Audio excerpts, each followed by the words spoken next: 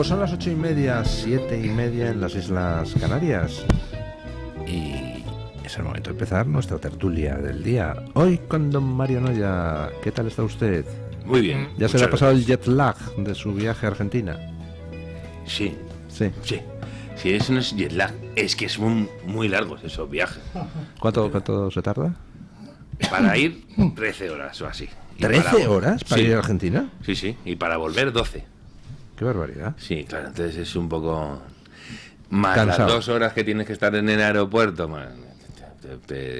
O sea, que está usted más tiempo viajando para ir y venir que allí, en Argentina. Bueno, de hecho, pues casi. Y de hecho, al principio, la organización del evento, que dicen ahora los estupendos, me decía, oye, se vuela el miércoles y se regresa el viernes. Y dije, espera, vamos a ver un momentito la broma esta. Digo, echar un poquito para atrás la fecha de vuelta, que si no me da un patatús. Digo, no os preocupéis, que de esas 2 noches más me encargo yo, pero movedme lo que me da un parraque. Don Asís Timmermans, ¿qué tal está usted? Bien. Bien. Bueno, ya sabe usted que don Mario Noya, como ha estado ahí en Argentina y además pues estuvo participando en un panel que tenía por título ¿Por qué odian a Israel? Pues un macarra podemita de Murcia, un diputado murciano en el Congreso por Podemos, le insultó desde la tribuna. Es que estamos ya en esa fase donde desde la tribuna del Congreso se insulta a periodistas. Y esta vez le tocó a Mario Noya por parte de un apoya jamás, que tiene narices, o sea, Y un hijo de Goebbels. Un hijo Sí, no es así. Como viven de demonizar y tal. Y hay gente que te dice, oye, no, mira, a ese tipo de gentuza, esta chusma, hay que tratarla como lo que es. Además, este es un muerto de hambre. Y ha dicho, cualquiera me baja de aquí, a mí del este, ¿no? Pero imagínate lo que tienes que ser y lo que dice de ti. Y de lo que eres. Yo creo que no debe tener espejos en casa, ¿no? Que hagas eso en una tribuna.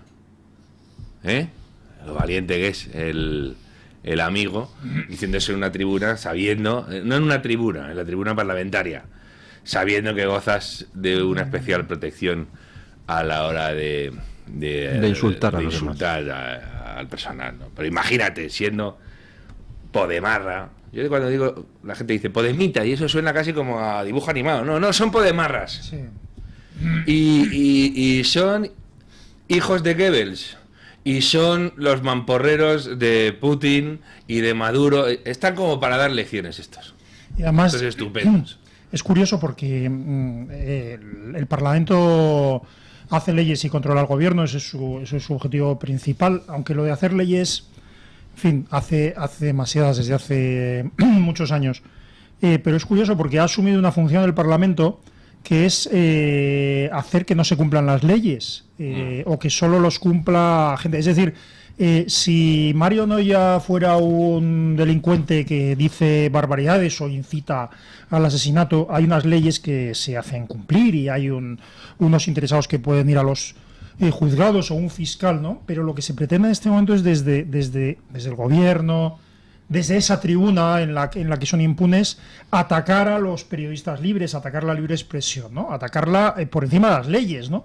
Entonces a la gente le parece bien, ¿no? Si alguien piensa que Mario Noya es un indeseable, le parece bien que salga el tipejo ese repugnante y favorable a grupos terroristas que salió en la tribuna del Congreso y se meta con Mario Noya, ¿no? Hay que meterse con Mario Noya. No, si Mario Noya estuviera haciendo algo ilegal, ya se encargarían los tribunales, ya se encargarían los mecanismos de hacerle responder. Pero es que Mario Noya lo que está es expresando su libre opinión, y además hay quien piensa que lo hace muy bien, pero bueno, eso es independiente, ¿no?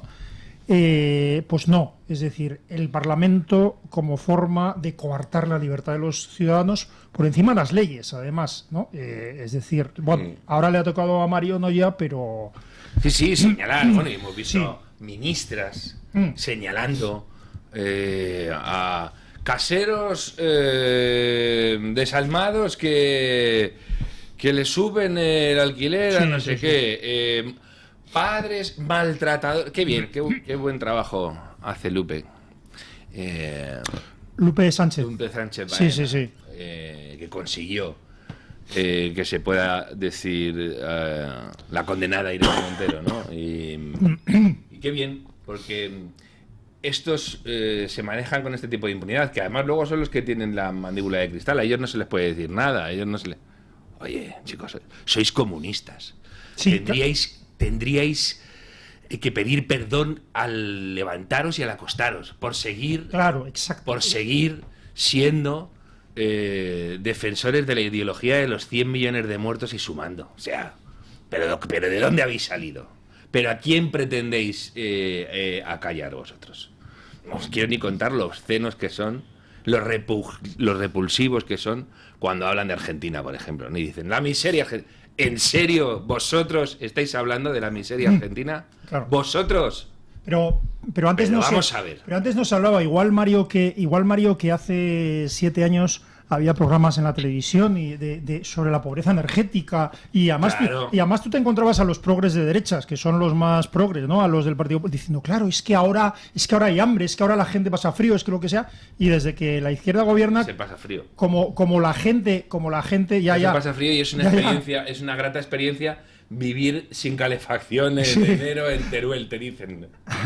Ese tipo de cosas te las dicen. Claro, pero igual que eso, en Argentina, de Argentina no se hablaba, es decir, de un país que han saqueado tremendamente. Nos falta, por cierto, cultura argentina de la comunicación. Os invito a ver programas de la televisión y de la radio argentina. Las cosas, parecemos suizos hablando nosotros. Las cosas que sueltan por su boquita todos estos. Y lo que ha sucedido además... Sí, allí se insultan en las tertulias, pero con todo desparpajo. Pero de esta manera que dices, no puede ser. Sí, sí. Y Milei, buena parte del atractivo que tiene Milei es precisamente que les hablaba así. Bueno, la famosa frase esta de los zurdos de mierda que dice él, es que yo recuerdo que en una tertulia decían, pero... Y tienes que... ¿Por qué les llaman los zurdos de mierda? ¡Porque son los zurdos de mierda! ¿Qué? Y encima te daban las razones morales por las cuales les puedes decir perfectamente que son unos zurdos de mierda. Nosotros que somos muy civilizados, Mario, bueno, tú no, pero es decir, somos civilizados en general, es que les intentamos explicar esto a la gente. Es decir, cuando yo hablo con mis amigos progres, le digo, claro, es que cuando ganan los tuyos... Tú decides cómo se educan a mis hijos, ¿verdad? Eso es. Si ganaran los míos, sean quienes sean los míos, si ganaran los míos lo que decidirían es que tú tuvieras libertad para educar a tus hijos. No es lo mismo. Y recuerdo un famoso discurso, famosa conferencia de Fernando Díaz Villanueva, se ha repetido y yo creo que es que hay que aprendérselas, estas cosas hay que aprenderlas a veces de memoria. Es decir, cuando a ti te dicen, no, claro, porque si el mercado, porque si tú eres un tal y tal, dice, no, perdona, yo estoy orgulloso, yo soy heredero de una tradición de libertad y de progreso. Tú socialista, tú, persona de izquierdas, eres heredero de los campos de concentración soviéticos. Eres heredero, por cierto, también de los nazis, pero bueno, eso es otra historia. Eres heredero de regímenes que han esclavizado a la humanidad, que han convertido... Bueno, no es otra historia, porque... No, los nazis... Sí. Lo que dijeron fue... esto que hacen esos allí es interesante, vamos a adoptarlo. El sistema de represión salvaje de los bolcheviques, que a la gente muchas veces se le olvida. Los bolcheviques llegaron antes que los nazis. Sí, los campos de concentración bolcheviques fueron antes, sí, señor. Tomaron nota y no deja de ser un socialismo nacionalista, como Stalin aprendió también y aplicó en la Unión Soviética, ¿no? Pero el propio Himmler decía, hay un libro de Aurelio Ortega que es muy interesante al respecto, el propio Himmler decía, nosotros somos socialistas. Y decía una cosa interesantísima, perdona que aproveche así para hacerme el cultureta, decía, nosotros somos socialistas, y dice, y no hemos nacionalizado las empresas Porque no nos ha hecho falta, porque hemos nacionalizado a los empresarios.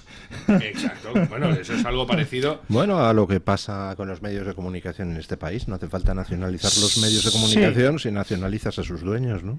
Sí. Hay una lucha ahí, porque verdaderamente el nivel de intervención pública en España de los mecanismos que hacen posible la democracia es tan elevado que verdaderamente hay que empezar de cero. En ese sentido, a mí lo que me parece preocupante de ver a un macarra podemita insultar a periodistas en el Congreso es que al mismo tiempo resulta que cogen y crean una subcomisión contra los delitos de odio. Se ha votado en el Congreso, anteayer, ha salido aprobada la creación de esa subcomisión, con el voto a favor de todos, PP incluido, que ha votado con todos los socios de Sánchez y con Sánchez a favor de la creación de esa subcomisión. El único que ha votado en contra es Vox. ¿Esa subcomisión va a luchar contra los delitos de odio? No. Va a catalogar como delitos de odio todas las opiniones que a Sánchez le molesten, a Sánchez y a Feijóo, que resulta que deben de ser las mismas. ¿Puedo hacer una pregunta a la mesa? Sí. Pero no sé si la mesa le va a responder. ¿Es ingenuidad o es otra cosa? Es decir, a estas alturas lo que sería ingenuidad es pensar que es ingenuidad. No, es ingenuidad. No, por supuesto no me refiero al Partido Socialista o los partidos nacionalistas, que no dejan de ser lo mismo, herederos de la Unión Soviética y del nacionalsocialismo. ¿Es ingenuidad la de la derecha del Partido Popular votando que sí a una subcomisión de este tipo? Que no es más que una subcomisión, que no es más que un nuevo instrumento para que la izquierda determine qué es lo que se puede decir y qué es lo que no se puede decir y reprima aquello que no se puede decir. Por Pues cierto, no hay más que mirar a Bruselas para ver que no es ingenuidad, sino coherencia. En Bruselas son el Partido Popular Europeo, el Partido Socialista Europeo, el Partido Liberal Europeo, el Partido Verde Europeo, los que impulsan esas directivas de restricción de la libertad de expresión en Europa. Por tanto, lo que están haciendo es simplemente trasladar aquí a España ese mismo pacto contra la libertad de expresión, ¿no? por cierto, vamos a ver, que es que además la política se mete en unas cuestiones. ¿Odiar es malo? Pues no. Depende. Es más, es absolutamente necesario. Exacto. Yo odio a los asesinos, Exacto. odio a los pedófilos, Es más, odio a los terroristas. No, pero además ¿Algún problema? hay veces que se dice odia al pecado, pero no al pecado. No. Concepción no, general. espera un momento, vamos a ver. Tú puedes odiar una mesa. Joder, Sí, es inoperante. Exacto, tú tienes que odiar al pecado, por supuesto, y al que materializa el pecado, porque el pecado no existe. El pecado solo existe cuando alguien lo comete. Y lo que es odioso es el hecho, ¿vale? La agresión es odiosa, perfecto. Otra cosa es que tú quieras perdonar, que consideres que se puede encauzar a alguien, perfecto. Pero a un asesino, efectivamente, a un comunista se le puede odiar, pero vamos a ver, a un nazi, pero ¿cómo no vas a odiar? ¿Pero de qué estamos hablando? ¿Y tú quién eres para decirme a mí si puedo odiar o no? Tú a mí lo que me tienes que decir es no inicies una agresión. Que tu odio... Ni incites a los demás a agredir. Que te lleve... no, que te diga... Que tu odio no te lleve a una agresión injustificada. Tú no puedes hacer eso. Ya está, pero ¿tú quién eres el político para decir si yo puedo odiar o no? Solo faltaría. Solo faltaría. Es que se han metido en... Incluso... Es que no se enteran.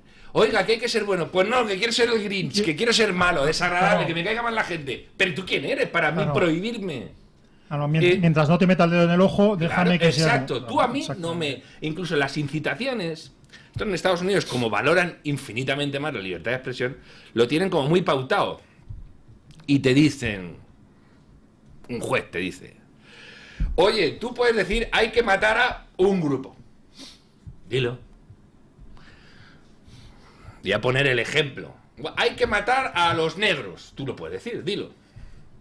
Lo que te dice un juez es, ojo, si eso lo dices en un barrio negro y tú llevas a un escuadrón de nazis con antorchas y en un momento de ánimos caldeados haces ese discurso porque entonces estás cometiendo un delito de incitación al odio porque la masa no piensa, la masa es salvaje y ahí vas a perpetrar un crimen. Pero en Europa, y cada vez más, perdón, en Estados Unidos, estamos haciendo lo contrario. En vez de decir, no, tú tienes todo esto para opinar, y luego ir cerrando en casos estudiados, hacemos todo lo contrario. Cierras de principio, le pides permiso al poder, oye, pero ¿y de esto sí puedo hablar? Sí, adelante, habla. Pero os habéis vuelto locos. Tiene que ser al revés, exactamente al revés. Es que, igual que en la vida. Es decir, ahora, ¿por qué están cada 2 por 3 pidiendo colegiar periodistas y tal? ¿Por qué te quieren cerrar de nuevo? Pues no, todo lo contrario. Claro. Oiga, usted trabaje en lo que quiera. Claro. Todo el sistema de licencias va así. Lo que quiera. ¿Qué tienes que cerrar? Pues dirán, oye, es que esto es peligrosísimo. Claro. Y esto no lo puede hacer cualquiera. Medicina, médicos, etcétera, ¿no? Aquí tienes que meter unas restricciones y tener todo como muy encauzado, porque joder, es que esta gente mata. Vale.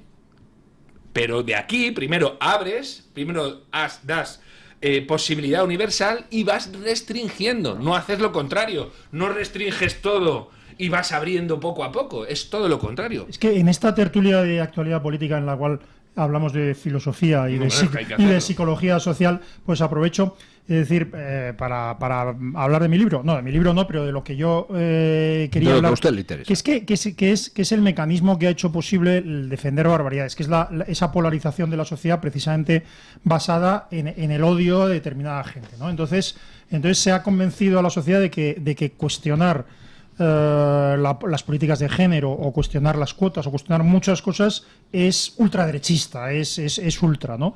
Y entonces eso te permite hacer barbaridades como aprobar una ley que directamente se carga toda la tradición de judio-cristiana y la biología y decidir que el sexo es una cuestión de un sentimiento variable y sin más, ¿no? Que tú puedes obligar a alguien a que, o sea, que tú te puedes sentir mujer o te puedes sentir hombre, pero que puedes obligar a alguien a que te vea como lo que tú te ves a ti mismo. A que tu sentimiento sea el suyo. A que tu sentimiento sea el suyo. Bueno, ¿y cómo consigues que esas barbaridades sean no solo asumidas por la gente sectaria de izquierdas que asume cualquier cosa porque es una religión, sino también por los progres de derechas, polarizando, porque lo contrario es ultra? Yo me acuerdo una discusión que tuve con una amiga, bueno, que no sé, quizá no sepa mucho de política, pero inteligente es mucho, y sobre la ley de género, ¿no? Yo decía, es que no estoy en absoluto de acuerdo sobre la ley trans, etcétera. Y decía, bueno, pero habrá que cambiar un poco, ¿no? Porque si quieres cambiar mucho esa ley, eso es ultra, ¿no? Claro. Quiero decir que ¿cómo apruebas sin que la sociedad se revuelva todos los días que el gobierno Sánchez esté apoyado en grupos pro-terroristas? Es decir, un grupo como Batasuna que ha presentado a 90 personas en las últimas elecciones, a 90 miembros de una banda asesina y a 10 asesinos directamente.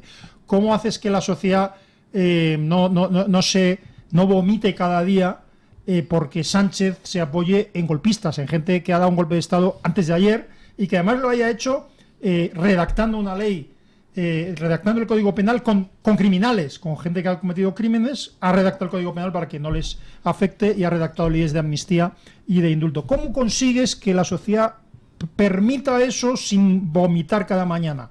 Creando una polarización en que los otros son los malos. Malos. Entonces todo lo otro es malo. Y ahí tenemos a un Partido Popular teniendo mucho cuidado de no caer en la casilla de los malos, y entonces vota a favor de esas ¿cómo se puede decir por la mañana? Puñetera, puta, de esa puta no, he dicho puñetera. De esa puñetera subcomisión que lo que va a ser es un instrumento contra la libertad de expresión y contra lo que no sea izquierda. La polarización que han conseguido, esa tensión que decía Zapatero, hay que crear una tensión y tal, es un arma de poder. Las leyes de odio son aberrantes. Odio las leyes de odio. En líneas generales. Son aberrantes porque... Son una manera de disfrazar con una excusa aparentemente benéfica la censura de opiniones contrarias. Por ejemplo, en Australia acaban de aprobar una ley por la que puedes dar con tus huesos en la cárcel por determinadas formas de expresarse, tal, entre ellas, por ejemplo, hacer comentarios que puedan afectar a la salud pública. Ajá. O sea, dicho así, oiga, pues caramba, si alguien se dedica a hacer cosas que pueden incitar a la gente pues a beber lejía, pongamos por caso, pues hombre, sí, ese tipo de cosas hay que penarlas. Pero claro, vámonos a la época de la pandemia del COVID. Es que se censuró con ese argumento a la gente que decía cosas que eran perfectamente ciertas, que decía que las vacunas no detenían la transmisión del COVID. Era cierto, era un hecho científico. Bueno, pues se censuró a gente por eso, porque ponen en riesgo la salud pública. No, hombre, no, quien pone en riesgo la salud pública es quien dice lo contrario, quien dice que detienen la transmisión porque está vendiendo a la gente algo que no es, ¿no? Entonces, ese tipo de categorías amplias de si usted descalifica a grupos, atenta contra la salud pública, al final es un cheque en blanco al que manda para que censure de forma completamente arbitraria a quien le molesta y no censura a quien no. Y fijaos, porque se ha llegado a una perversión, el odio, a lo que llaman odio. Tú dices, no me gustan no me gusta el Barça. Odias al Barça. Que no me gusta el Barça. Odiar es un escalón más. Y aparte, tú podrías odiar al Barça. Deseo pero a lo que ellos llaman odio, el odio es deseo su aniquilación y que todos se mueran de hambre por llevar. No me gusta el Barça, se acabó. No me gustan los calamares. Y no creo que un trans sea... Oiga, no, usted es transfobo. ¿Por qué? Cuénteme. Claro. ¿Por qué? Yo digo, esa persona dice, es un hombre que se siente mujer. Yo siento que lo que dice no es cierto. ¿Esto qué es? ¿Un juego de a ver quién siente más? ¿O de cuál es el sentimiento legítimo? Pero aparte, que yo diga eso, ¿a qué equivale a odiar? Pero se nos ha olvidado lo que es el odio. Si aquí ha habido programas de exterminio de población en Europa, no estoy hablando en Europa, sí, basados en el odio. En el odio. ¿Tenéis la indecencia de comparar los manuales antisemitas que llevaron a la devastación, a la Shoah, a la destrucción de la judería europea, con que tú digas, oye, yo creo que es Manolo en vez de Josefina? ¿Va en serio? ¿Pero sois así de sinvergüenzas? Bueno, pues sí lo son, en cuanto, por cierto, que hay veces que dicen, oye, esto de equiparar el nazismo con el comunismo es una provocación. Sí, bueno, eran aliados. Yo recuerdo, no solo aliados, es que hay un libro de Luciano Pellecani, que yo lo reseñé hace unos años en Libertad Digital, que se titula Lenin y Hitler, los dos rostros del totalitarismo, donde, o sea, lo mejor que puedes hacer con este tipo de cosas es ver qué decían, para ver si efectivamente ¿no? Vale. Hitler, 2 puntos. Las personas no nacen, abro comillas, las personas no nacen socialistas, sino que ante todo hay que enseñarles cómo hacerse tales. Goebbels, nosotros somos socialistas, somos enemigos mortales del actual sistema económico capitalista, con su explotación de quien es económicamente débil, con su injusticia en la redistribución. Hitler, yo no soy el vencedor del marxismo, sino su realizador. Alguien te puede decir, bueno, pero eso era cuando antes de... Vale. Hitler, de nuevo, 2 puntos. Podemos admirar sin reservas a Stalin. Es realmente alguien. Conoce a la perfección a sus maestros, empezando por Gengis Khan. Sus planes económicos tienen una amplitud que solo nuestros planes cuatrienales superan. Chicos, sí. Luego, cuando te dicen, oye, y esto sé que no... mirad lo que sucede en Venezuela hoy, o lo que sucede en China, cuando se habla de que unos eran socialistas, nacionalistas y tal. Bueno, ¿y qué son ahora? Claro. ¿Habéis escuchado a Chávez? ¿Habéis escuchado alguna vez a Maduro? ¿Veis a Xi Jinping? ¿Habéis escuchado a los Castro? Son ultranacionalistas. Son ultranacionalistas y luego, con la cuestión económica, lo que tienen claro es que el poder tiene que depender de ellos. Que pueden tener una casta económica que les haga salir adelante. Dejan de lado el canon marxista porque ven que les hace perder el poder. Pero la filosofía es la misma del comunismo y del nazismo. Al final en lo que coinciden es en el sometimiento total del hombre a los designios del poder. El hombre no es nada, es lo que diga el poder que tiene que ser. Y no es casualidad que gente como Putin sea aliada de gente como Maduro y que Chávez tuviera a un mentor Norberto Ceresole, que era de la extremísima derecha y a la vez se había formado en la Unión Soviética. Porque confluyen, es que ahora confluyen y sobre todo tienen en la mira al sistema capitalista. Mira, cuando ayer el ¿Sabe usted cómo definía Oswald Spengler al partido nazi? Decía, es un partido de desempleados dirigido por vagos. Yo estaba recordando cuando ayer salía el sátrapa a decir que iba a meter 40 millones en bicicletas y que los enfermos de ELA se la refanfinflan, porque para eso está la eutanasia.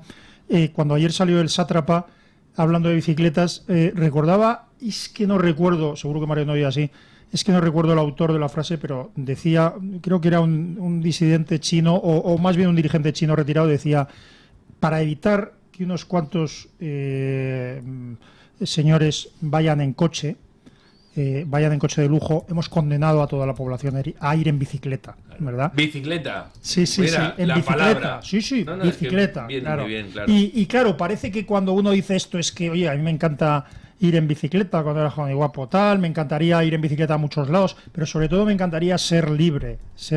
Y entonces esto, o sea, que verdaderamente este sátrapa esté condenando a la pobreza a la gente, pero como buen totalitario no le baste empobrecer a la gente, sino que necesita que la gente le agradezca que le haya empobrecido. Ah, claro. Y esta es la historia, o sea, es decir, yo voy a conseguir que crezcamos, vamos a empobrecernos, ya nos estamos empobreciendo, pero no me basta con conseguirlo y con hacerlo con base en una ideología o en lo que sea. Quiero que tú me agradezcas lo que estoy haciendo, porque empobreciéndote estoy salvando el planeta y lo estás salvando tú. Empobreciéndote estoy favoreciendo el bien común y robándote todo tu patrimonio e impidiéndote la contratación, estoy salvando los derechos sociales. Este es el totalitarismo y esto es Sánchez.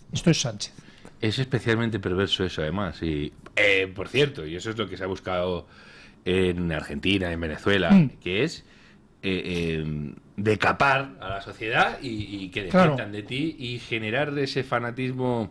Pero en España ya la opinión pública está bastante kirchnerizada, es decir, está bastante socializada. O sea, quiero decir, el recorrido que tiene, en mi opinión, la política y la economía española, el recorrido que tiene hacia el socialismo sin que la opinión pública se escandalice, es enorme. O sea, yo creo que ahora casi cualquier cosa, y la pandemia ha sido una prueba para eso, casi cualquier cosa que decida el poder por el bien común, pues mire, yo creo... es aceptado por gran parte de la sociedad. Pues yo creo que es aceptado en un primer momento, y le pongo un ejemplo, Canadá. En Canadá, lo de Trudeau durante la pandemia fue escandaloso, o sea, fue un ejercicio de autocracia brutal, donde se llegó a congelar las cuentas de los camioneros, a mandar a la policía casa por casa para interrogar a la gente por sus publicaciones en Facebook, o sea, una cosa demencial. E inicialmente la sociedad tragó. Resultado, pues que ahora, según las últimas encuestas, Trudeau pierde 3 de cada 4 diputados que tenía en el Parlamento. Es decir, la resistencia en la sociedad a lo mejor no es inmediata, pero eso no significa que no exista, y al final la sociedad reacciona a las cosas que están pasando. Y con ese mensaje optimista nos vamos a publicidad. Lo que pasa es que solo dos cosas. Ah, publicidad. Bueno, don Julio, le voy a pedir que por favor nos ponga el audio de Maduro amenazando a Jordi Wild y confundiéndole con Frank Cuesta, por favor. Ahí salió la Sayona hoy otra vez con Will Project, un tipo que se dedica a los animales, pero ya le dieron su platica y cree que por ser influencer en España ya es determinante en Venezuela. Ah, no, cayó la revolución porque habló Will Project. Will Project, ¿te metiste ya con Venezuela? Te vas a secar, Will, te vas a secar. Te lo digo desde Caracas, Venezuela. En el espíritu de Bolívar, te vas a secar, compadre. Seco. Te veré seco. Lo de que te veré seco, no sé si quiere decir que es que va a enviar a alguien para atentar contra él o algo por el estilo. O sea, fíjense hasta qué punto este tío es paren de torturador, asesino, ladrón hasta la náusea, golpista y torpe, es que encima es un payaso. ¿A qué vienen estas declaraciones de Maduro? Pues a que Jordi Wild, un youtuber muy conocido, ha entrevistado a María Corina Machado. Y entonces sale este cretino payasesco a decir que Wild Project, que es lo de Frank Cuesta, o sea, no sabe ni de qué está hablando, y amenazar. O sea. Yo creo, corríjanme de verdad si es una barbaridad, pero me ha sonado a una referencia a magia negra, a vudú, a cosas de estas, ¿no? De hacerle cosas para que se quede. Pero bueno, independientemente de eso, es curioso porque la mal llamada revolución bolivariana, eso que han apoyado tipejos de la calaña de Monedero y de Zapatero, esto que han basado en el bien común, en la necesidad del socialismo, etcétera, etcétera, luego lo que hace es dominar la sociedad hasta tal punto que tienes a las masas o a masas compradas aplaudiendo como locos a cretinos como este cuando hablan de romper relaciones con España, cuando hablan de reprimir a la oposición, cuando hablan de cualquier cosa. Es decir, este tío puede decir vamos a crucificar o vamos a cortar las manos al fascista de Edmundo y la gente le aplaude, ¿no? Y eso es un proceso de enseñanza. Por eso cuando hablamos de la actualidad española, y me perdonan la comparación, por eso cuando hablamos de la actualidad española, el efecto pedagógico desde el poder, ¿no? de la persecución de los disidentes desde el poder es brutal, es salvaje. Es decir, hace años sería inaceptable, sería impensable que el presidente del gobierno, cuando le están investigando, ordenara a la abogacía del Estado perseguir al juez que investiga a su mujer. Esto sería impensable, esto sería escandaloso hace unos años, y resulta que la polarización y el socialismo lo que ha conseguido es que al votante socialista y en general al ciudadano español, bueno, le parezca normal que el presidente del gobierno utilice el aparato del Estado para perseguir a quienes le investigan o a quienes le cuestionan. Lo de Jordi Wild, yo además no sigo YouTube. Últimamente estoy viendo más programas y siguiendo a youtubers que son influyentes, y hay algunos que dices, ¿y este hombre qué hace para...? O sea, que comparten estupor, que no hago ahora una crítica, que de repente, yo que sé, hay un señor que dice, voy a ir a un sitio a comer patata brava. Qué ricas están las patatas bravas. Y tiene ¿Qué broma? 50.000 visitas. Y tiene como 50.000 visitas. 5 millones de visitas y cosas de estas. Una cosa espeluznante. Pero lo de Jordi Wild y demás, Jordi Wild sí que pertenece a una categoría que hay que atender y los medios de comunicación tradicionales no atienden. Jordi Wild tiene 5,61 millones de suscriptores en YouTube. 5,61 millones, ¿vale? Y hace entrevistas de 2 horas 53 minutos. De 2 horas 53 minutos. Entrevistas flash, que se llaman. Sí. Con 1,6 millones de visualizaciones. Tiene una de 4 horas 58 minutos, que tiene 3,3 millones de visitas. Y la gente, estupenda, ignora esto. Pero el imbécil, el carnicero imbécil que tienen en Caracas, que hace bailar a monedeuros, ese sí que sabe lo que hay. Ese sí que sabe lo que hay, porque sabe que Jordi Wild tiene muchísimo alcance en muchísimos sitios. Y lo que han conseguido también los youtubers, etcétera, es que han generado comunidades internacionales de interés, y de repente hay un tipo... Hay gente que ve a Jordi Wild que no tiene interés en política, y de repente Jordi Wild entrevista a un tipo y lo mete en política. A ese chaval desconectado de la política lo entrevista Jordi Wild y lo mete en política. Hacen otra cosa muy interesante. Jordi Wild o youtubers de referencia. Muchos de ellos te hacen entrevistas donde ellos preguntan cualquier cosa. Cualquier cosa quiere decir desde las cosas más rutinarias. Oye, pero ¿y tú cómo te llamas? Le puede decir a un tipo, Santiago Abascal. ¿Ah, sí? ¿Y qué eres? ¿Político? Parten de esas, ¿eh? ¿Qué sucede? Que a la gente le interesa un montón ese tipo de comunicación, e incluso a los invitados, a muchos de ellos les gusta, los que son ultra conocidos, empezar de nuevo y se sientan delante de alguien más joven, no necesariamente, pero generalmente más joven, y se sueltan, empiezan, oye, pues sí, mira, pues... Y sacan petróleo, muchas veces, de ese tipo de entrevistas. Petróleo. Pues los periodistas estamos para... estos no son, estos son... no, vamos a regular la profesión para que no puedas emitir... Pero qué barbarie, pero ¿cómo vamos a regular lo de emitir expresión e información? Que eso no sé cómo decirte. ¿A dónde te puede llevar lo de regular ese tipo de cosas? Es muy interesante el fenómeno de los youtubers y el daño que puede hacer alguien como Jordi Wild a un carnicero como Maduro, que lo peor es eso, cuando ves a un payaso así, pero hasta que no te toca no sabes lo peligrosos que son esta gentuza. Ya sabéis, yo tengo muchos compañeros en Voz Media que son venezolanos. Cuando este mamarracho dice una de estas, estos tiemblan. Claro, claro. Porque este tipo ha demostrado ya 20.000 veces que no tiene límites. Claro. Que tú dices algo y a ti no te puede alcanzar, ya alcanzará a alguien que te importe. Y van a por él. Tu familia, tu hermano, tu hijo, tu prima, lo que sea. Porque son la mafia. Claro. Y saben cómo. Exacto, y tú puedes decir, no, yo me juego la vida contra la mafia. Estupendo, chavalote. Vale. ¿Y te juegas la vida de tu mujer? Exacto. ¿Y la de tu hijo? ¿Y la de tu nieta? Sí. ¿Te lo juegas todo eso? ¿Sí? ¿La de tus padres? ¿Tus hermanos?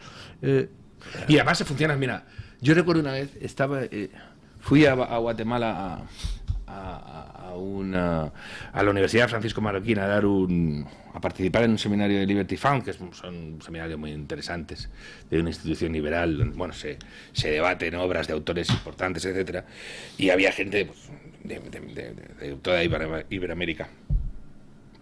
Y pues, un día les comenté, en Europa, por ejemplo, no somos conscientes de lo que es la inseguridad y estamos ahora muy preocupados.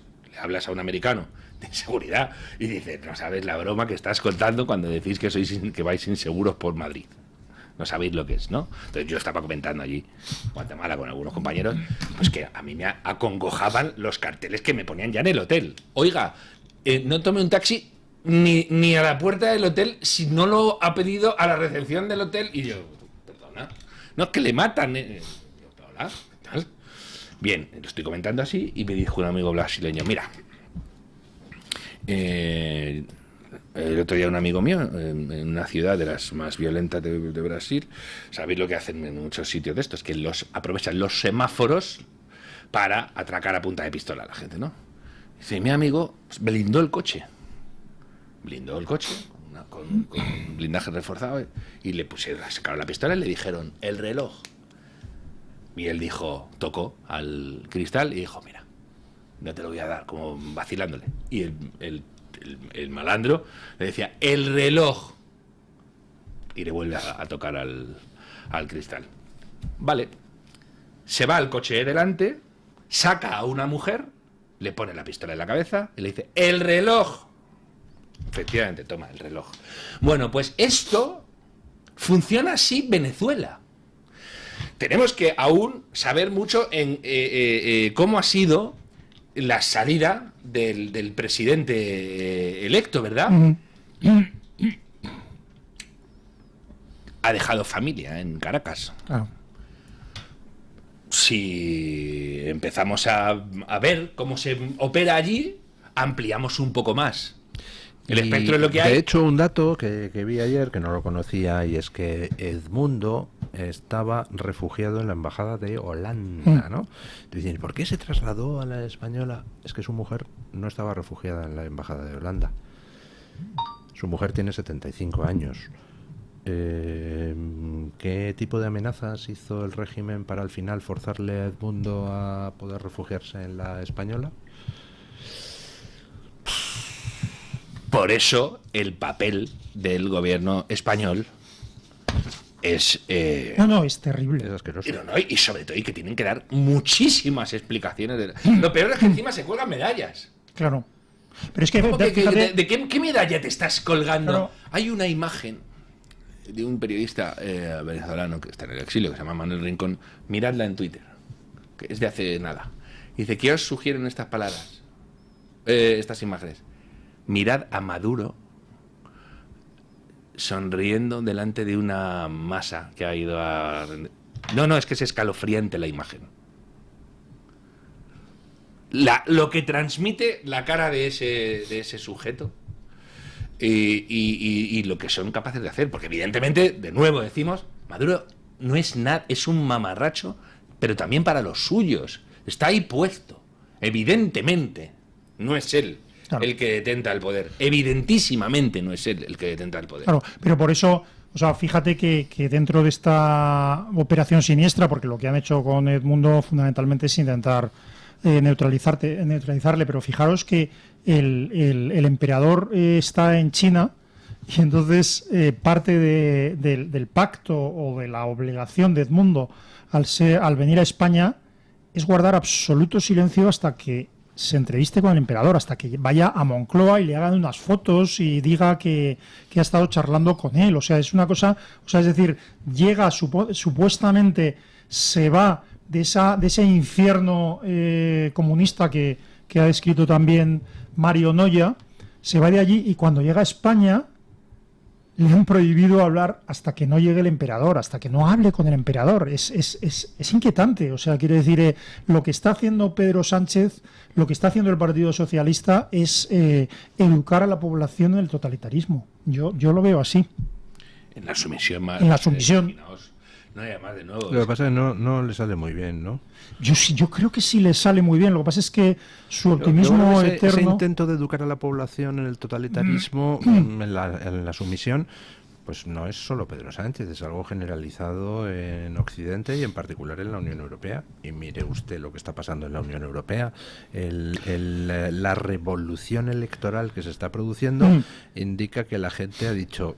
Hasta aquí hemos llegado, sí, chavalotes. Pero yo creo que va a haber algún tipo de conflicto importante, porque lo que se están es configurando visiones muy contrarias. Bueno, sé que usted se está refiriendo en parte pues a las rectificaciones de la izquierda y del centro derecha. Que ahora, pues, en fin, por ejemplo, pues ayer ponía Orbán un tuit cachondeándose de Scholz diciendo, hombre, bienvenido Scholz al club de los que decimos que no hay que dejar entrar inmigrantes ilegales y tal. Sí. Es decir, está habiendo una rectificación por parte de líderes que ven que van a camino de la extraparlamentarización y está habiendo una rectificación por parte de votantes que cada vez están votando más. Es posible y ojalá tenga usted razón. Lo que pasa es que lo fundamental en el control totalitario del poder es el control de la opinión pública y de los individuos. Entonces los cambios de política son irrelevantes para eso si tú convences a la población de que nunca has cambiado de política, de que estás defendiendo los mismos ideales. Es el doble pensar. Es decir, Kamala Harris ha sido la responsable fundamental en Estados Unidos de la política de apertura de fronteras y con dos narices, que las tiene grandes, está ahora manifestando lo contrario pues para ganar unas elecciones. Es decir, si tú puedes demonizar a la extrema derecha, aun cuando adoptes alguna de a lo que tú llamas extrema derecha, aun cuando adoptes las políticas que antes rechazabas en la extrema derecha, pues sigues teniendo el poder. El Partido Socialista puede, los líderes socialistas pueden subirse a una tribuna, decir que hay que abrir las fronteras y en la misma frase, en el mismo párrafo, decir que hay que cerrarlas. Eso es el doble pensar orwelliano y es un comportamiento sectario que están aplicando. ¿Usted cree que van a dejar de demonizar a lo que llaman extrema derecha? Yo, con respecto al tema de los calificativos, hay gente que dice, ¿y por qué llaman a tal ultraderecha? Ya basta, no sé qué. A mí esos calificativos es que me resbalan desde hace 200 millones de años. O sea, han conseguido, con su estupidez calificatoria, que la etiqueta de extrema derecha ya no signifique nada ni suscite ningún tipo de rechazo en nadie. Han abusado tanto de ello para, llamando extrema derecha, por ejemplo, aquí en España, todo. O sea, Rosa Díez era extrema derecha, el PP era extrema derecha, Albert Rivera extrema derecha, Vox era extrema derecha, Serrat es extrema derecha, Felipe González de extrema derecha. Oiga, pues al final, como no significa nada, pues a mí qué más me da. La etiqueta ya se convierte en una cosa meramente geográfica, algo que está a la derecha de otra cosa. Bueno, pues vale, ¿no? Lo que pasa es que eso tiene riesgo, porque como al final le desactivas eso, gente que verdaderamente es de extrema derecha puede tener la vía abierta a legitimar su discurso, porque dice, ¿lo ves? Yo soy como tú, me están diciendo, eso es peligroso. Pero fijaos, con esto de Kamala Harris y tal. Kamala Harris es la Pedro Sánchez de Estados Unidos. Kamala Harris es la Pedro Sánchez de Estados Unidos. Yo, si me apura, y incluso un poco más boba que Pedro Sánchez, ¿eh? Sí, pero es igual de perversa. Ah, sí, eso sin ninguna duda. Y de peligrosa precisamente porque no tiene moral, ni principios, ni nada que se le parezca. Y el Partido Demócrata es el PSOE de Estados Unidos. Es una amenaza. El Partido Demócrata ahora mismo es una amenaza para la estabilidad de Estados Unidos. Mira, ayer me permites, ayer escuchaba un comentario de un diplomático, no voy a decir nombres, es igual, hablando de las elecciones norteamericanas, y entonces decía... Dice, ¿es usted diplomático? Y dice, no, pero como si lo sería, sí. Y entonces hablaban de quién era de si era preferible el voto a Kamala Harris o a Trump, y entonces decía, claro, por favor, hay que votar a Kamala, porque ya la postura de Trump con Ucrania parece que va a abandonar a Ucrania. Y claro, esta costumbre de intervenir en tertulias y que te impide cuando la escuchas por la radio decir, perdón, ya ha abandonado a Ucrania. La administración Biden, el presidente Biden, dejó que se iniciara una guerra en Ucrania, porque pensaba que iba a ser una guerra limitada a la región del Donbass. Exactamente. Y entonces, ¿qué pasa? Que es que quiero recordar que antes de la invasión rusa hizo Biden unas declaraciones diciendo quizá la OTAN no se opondría si fuera una operación parcial, limitada. Claro. Y en cuanto dijo eso, Zelensky salió a la palestra a decir, ¿está dando luz verde a Rusia para atacarnos? Claro, efectivamente. Efectivamente, ¿cuántas decenas de miles de ucranianos han muerto por culpa de eso? Lo que quiero decir es que lo que hay que evitar es que se empiece una guerra, porque el fin de una guerra ya es más complicado. Había una escena, creo recordar que la describía Paul Johnson en tiempos modernos, pero me puedo equivocar, en que después de la guerra había algún tipo de fiesta en una embajada polaca, no me acuerdo de dónde. Entonces una señora muy ingenua decía, ay, qué bien se está aquí, porque al fin y al cabo esta guerra ha sido por Polonia, ¿no? ¿Qué quiero decir con esto? Que la Segunda Guerra Mundial en realidad no empezó por Polonia, pero Polonia, cuando terminó la Segunda Guerra Mundial, se convirtió en una cárcel dominada por los comunistas, ¿verdad? Con lo cual poco se salvó Polonia. Ucrania la han dejado caer, Ucrania la han dejado masacrar. O sea, yo soy defensor de la defensa, perdón por la redundancia, hasta el límite de Ucrania y de la implicación en la guerra. Pero lo más grave que ha pasado con Ucrania es lo que ha permitido el presidente Biden, que ha permitido una guerra en Ucrania. Bueno, pero lo que quiero decir con esto es que en las elecciones norteamericanas, y sobre todo en las elecciones norteamericanas vistas desde aquí, la polarización juega. Es decir, ¿por qué Kamala Harris ahora es la buena? Muy clara, porque Trump es malo. ¿Qué ha hecho malo Trump? No importa. Lo que sea. Por ejemplo, no declarar ninguna guerra durante su mandato. Por ejemplo, promover acuerdos de paz en Oriente Medio. Por ejemplo, conseguir que se derogara la doctrina Roe versus Wade. Sí, pero lo que quiero decir es que las consecuencias, las guerras, los muertos, las barbaridades que han sucedido en el mundo en los últimos 4 años y que han sucedido con el concurso de Estados Unidos, y quiero decir el abandono de Afganistán, la guerra en Ucrania y el conflicto en Oriente, el salvaje ataque a Israel, que en mi opinión no podría haberse producido con una política adecuada de Estados Unidos, pero todo eso resulta que de eso no tiene responsabilidad la administración norteamericana. Pero Trump tiene responsabilidad, no se sabe muy bien de qué. Pues fijaos, en esto que comentaba yo hasta que así se ha dicho, ya ha hablado 2 segundos Mario.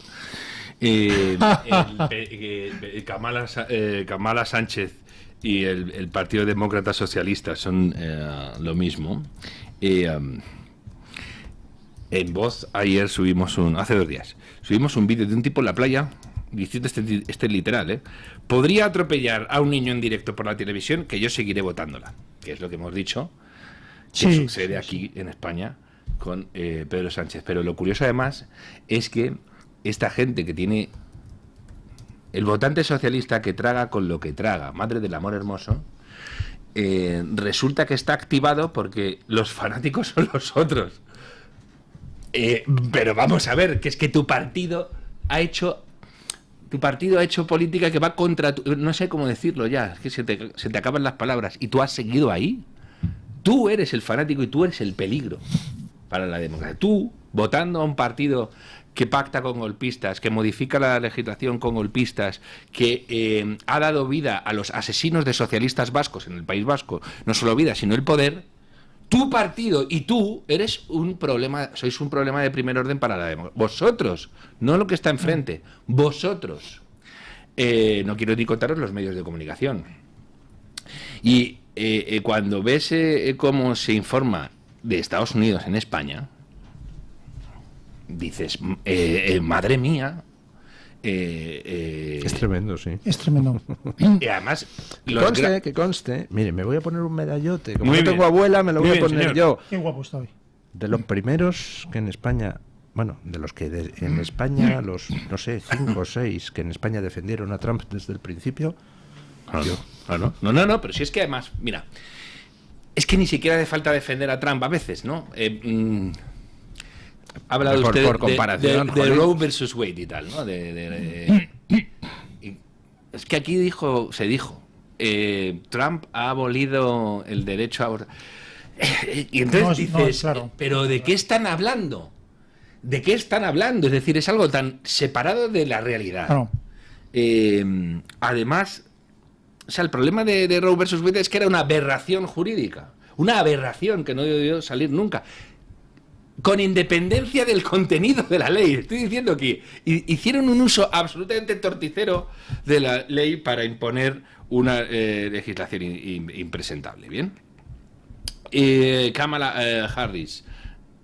En Voz llevamos un contador de días que lleva sin dar una rueda de prensa, la que viene a salvar la libertad de prensa. Lleva 54 días. O sea, no ha dado una rueda de prensa desde que es candidata. ¿Bien? El debate lo visteis el otro día. Yo a esas horas pues no. Pero vamos, he visto los excerpts, sí. Muy bueno el titular de Voz.us, el debate de Trump contra Kamala Harris y los moderadores fue seguido por 67 millones de personas. Que es una cosa... Por cierto, que no sé si os acordáis que a Trump le pegaron un tiro. Sí, no existe. Es que hay un candidato al que le han pegado un tiro en la cabeza. Sí. Y no se habla más. Y por cierto, el peligro para la democracia es este candidato. Ese candidato que empezó el debate tan tranquilo y la de enfrente le empezó a provocar para que soltara al monstruo. Los que vienen a reparar heridas, a restañar heridas, hacía todo lo posible por desatar el monstruo. Kamala Harris es una personaje que era tan querida y tan deseada por los electores demócratas que la primera vez que optó a postularse, o sea, que se decidió postular para aspirar a la candidatura demócrata hace 4 años, se tuvo que retirar sin ganar una sola primaria con un 4% de apoyo. Con un 4% de apoyo. Y en esas primarias a Biden lo llamó racista. Biden la nombra vicepresidenta, le llegan los medios después y dice, Dios, usted no dijo que este señor era racista. Y dice, bueno, pero era un debate. Un debate, decía, sí. Bueno, pero era un debate. Bueno, pues a esta es la que está protegiendo la casta periodística americana. A esta que no da ruedas de prensa, está protegiendo la casta periodística norteamericana. Que eso es especialmente la libertad de expresión, o sea, la transparencia la rendición de cuentas al público en España ya es una cosa que no sucede por parte del poder político desde hace muchos años. Pero en Estados Unidos eso todavía existía, es decir, era inconcebible que una candidata a ningún nivel, pero menos a presidencial, no diera ruedas de prensa y no diera debates. O sea, había muchos debates, había varios debates. Y resulta que en España, que en Estados Unidos solo ha habido 2 debates. Uno que permitió y promovió el Partido Demócrata para cargarse a Joe Biden a tiempo. Que esto fue el debate entre Biden y Trump. Bueno, eso es que... Es mi opinión. En segundo lugar, el debate entre Kamala y Trump, que Mario, tú eres especialista en política norteamericana, pero que amenaza con ser el único debate de la campaña. Es decir, es posible que sea el único debate de la campaña, lo cual es inédito, es inaudito. Por cierto, hay que dar un dato. Hay un libro de Ari Fleischer que es brutal. Deja de citar libros, pero... que es que luego cuando termina el programa yo me pongo a buscarlos y me creas necesidades, Mario. Y te viene ahí en la base. El 90% de los profesores de periodismo en Estados Unidos son demócratas. El 90%. Y ya os digo que no son demócratas de la mitad, de los moderados. El otro día veía un análisis sobre la cobertura de Trump y Kamala. Aproximadamente el 85% de la cobertura de Kamala Harris en los medios es positiva. El 80 y tantos % de la cobertura de Trump en los medios es negativa. Simplemente a partir de ese dato, que es un dato cuantitativo, hay una deducción muy interesante que hacer.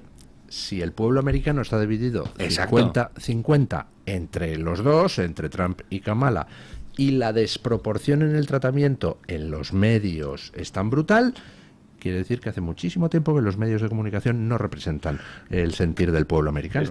El 90% de los que forman periodistas son demócratas y el 90% de los periodistas son demócratas. Imaginaos, los propios medios conservadores tienen el problema de que tienen a bolcheviques en su propia redacción. Hay que ver los enviados especiales de algunos medios conservadores españoles a Estados Unidos o a Israel. Bueno, no, son de morirte. Ni te cuento. Pero tenemos que dejar aquí el debate porque ha entrado don Eric Gutiérrez, tiene que traernos la opinión de los oyentes y no hay nada más importante en esta tertulia que eso. Sin interrumpir, don Luis, este debate tan interesante de Estados Unidos, pero, como dice don Luis, hay que darle voz a los oyentes. Les preguntábamos esta mañana sobre el tema de las bicicletas, que lo han tratado también en la tertulia, que por qué creen que Sánchez sale ahora con la mandanga de las bicicletas. ¿Por qué Sánchez de repente ha querido salir a la palestra a decir que hay que dar 40 millones a las bicicletas eléctricas, a todo ese tipo de cosas? Dábamos 4 opciones, que era una cortina de humo cutre, un negociete con China, se ríe de nosotros y se le ha ido la olla. Decía yo a don Luis esta mañana que había muchas... ¿Ustedes qué creen, queridos tertulianos? Yo creo que es un tic populista que tiene que ver para distraer la atención y tiene que ver con complementar su sospechosa apuesta por favorecer a la fabricación de coches eléctricos en China. O sea, yo creo verdaderamente que lo que parece es lo que es. Yo creo que no es casual el fichaje de la mujer de Álvarez como segunda de Huawei en España, por mucho que eso fuera revocado, ¿verdad?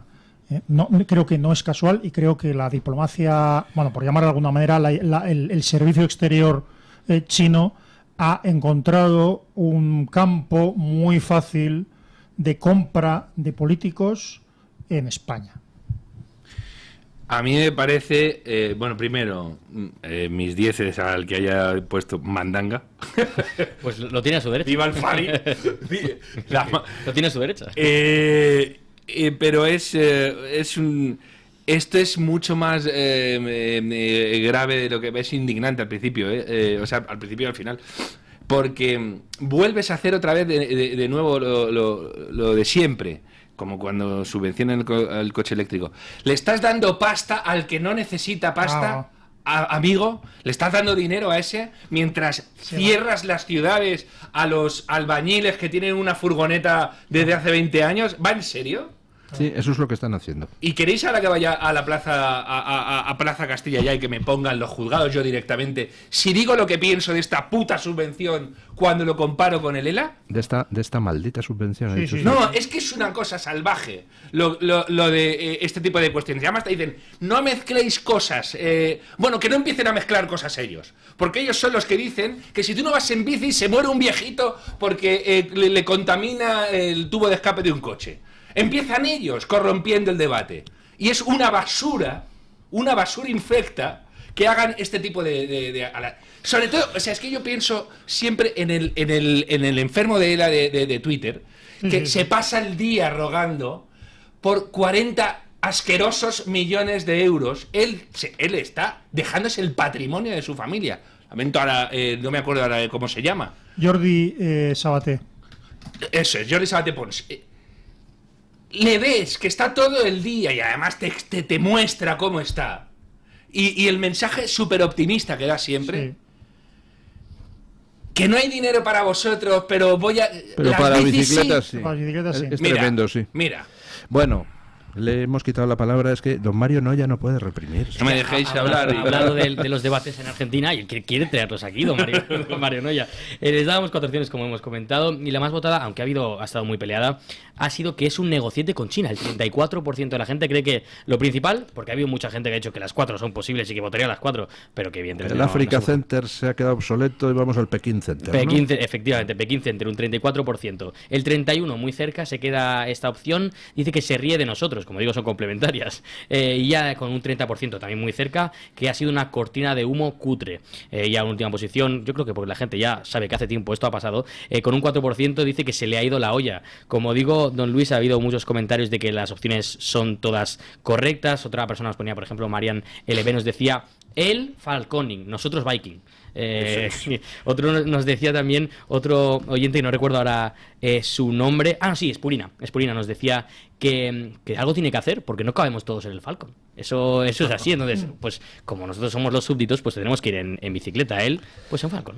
Bueno, muchísimas gracias, don Eric, gracias a todos los oyentes que nos han mandado su opinión. Yo no he visto tan igualada una encuesta nunca, está muy pero ya era hora, porque veníamos de unas encuestas a la búlgara que realmente, en fin, yo decía, me tengo que poner encuestas un poco más difíciles. Sí, esta era difícil. Don Mario Noya, muchísimas gracias. Gracias a usted, Luis. Don Asís Timmermans, muchísimas gracias. A usted, gracias a ustedes. Ponemos punto final a la tertulia con nuestro amigo don Paco Linares. Ayer tuvimos una experiencia paranormal, empezamos a emitir lo que don Paco Linares nos había enviado y parecía que estaba dentro de alguna cripta o alguna cosa, porque teníamos ahí un pequeño problema técnico. Entonces ya le pedimos disculpas ayer a don Paco Linares, hoy lo repetimos, pero ya que se escuche bien, que caramba. Su sección tenía por título, y lo tiene hoy, los que votan a los socialistas son cómplices. Buenos días, don Paco Linares. Buenos días, don Luis del Pino, y gracias. Los votantes socialistas son cómplices de que criminales de ETA fueran trasladados a las Vascongadas. Los votantes del PSOE son cómplices de que Sánchez le diera privilegio a los jueces vascos para que en un chorreo continuo dejen a estos criminales con el tercer grado o simplemente liberados. Los que votaron a Sumar y PSOE son culpables de muchas cosas, entre ellas que ayer se negaron a reconocer a Edmundo González Urrutia como presidente electo de Venezuela. No sabemos qué razones oscuras tienen los socialistas y los de Sumar para estar a favor de un dictador que mata de hambre y tortura a su pueblo. Un pueblo que huye despavorido y que ya son 8 millones los venezolanos que se marcharon para escapar de Nicolás Maduro, y su postura alienta a ese asesino dictador. Solo los militares permanecen junto a él, y es que el narcotráfico da mucho dinero para sus cómplices y esos militares fieles para que le sigan. Me quedo con las lágrimas de una madre venezolana que llorando me dijo desde Segovia que el mayor error de su vida fue votar a Maduro. ¿Cuántos están cometiendo ese error en España votando al mentiroso, demagogo y psicópata de Sánchez y a todos los que le siguen? Aplaudo a Vox, al PNV y a Coalición Canaria por haber secundado la proposición no de ley presentada ayer por el Partido Popular, que reconoce a González Urrutia como presidente de Venezuela en el exilio. Mañana, más y mejor. Punto final.